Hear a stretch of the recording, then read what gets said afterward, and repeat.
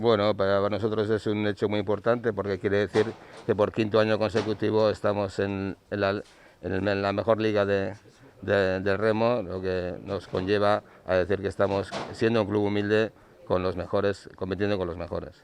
Bueno, pues las medidas habituales, ¿no? No se podrá entrar al paddock de remeros, que será la parte baja del morro, solo se podrá entrar con la tarjeta que te lo permita, y sí se podrá entrar a la parte de arriba del morro, pero siempre guardando las medidas de distancia, de seguridad y con la mascarilla puesta.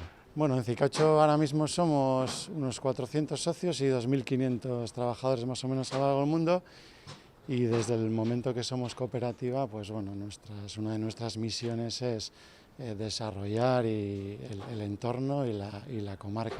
Entonces de ahí un poco la relación con todos los pueblos de alrededor y en especial con Ondarroa. Sí, es verdad que por nuestra parte, pues bueno, contentos y una parte de orgullo también por ver tu nombre en el agua. Y bueno, si la situación acompaña, pues a ver los años que vienen también, si podemos continuar y seguir en la misma línea. Bueno, gutzako ondarrune, arraune beti onda errotute, eta gutzako arrotasune da goi mailan eoti gure taldik, eta batez horrano elkartiaz dakauen elkarlanine konpromisu, arro, herri morun de udaletxe morun.